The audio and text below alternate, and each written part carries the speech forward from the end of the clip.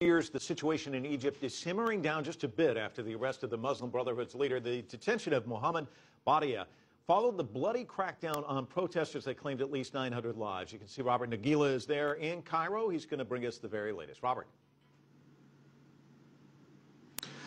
Well, Mike, Egypt's Interior Ministry says that at least 100 administration leaders of the Muslim Brotherhood were arrested last night in raids across the country. Now, of this 100, at least 38 of them were arrested at a Islamic institution not far from where Mohammed Badia, that's the spiritual leader of the Muslim Brotherhood, was arrested. Now, authorities say that they also found an assortment of weapons in that compound.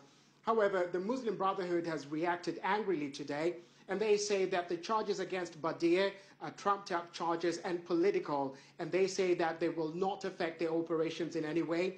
However, the replacement for Badia, that is Mohammed Isat, has a warrant of arrest hanging over his head, so it remains to be seen how the operations will be carried out.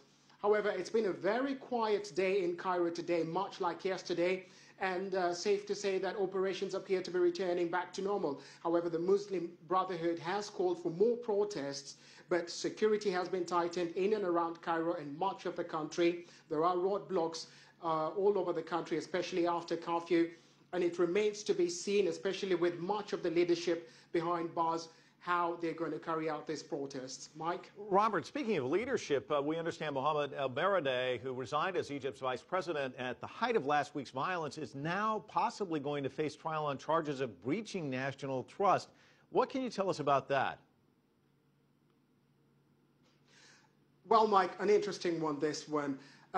According to Egyptian law, basically, any citizen of Egypt can't file criminal charges. Now, in this case, it's a professor of law at the Cairo University who's filed charges against El-Baradei, saying that he abandoned the country at its hour of need. And this just goes to show how much this country is polarized at this particular moment.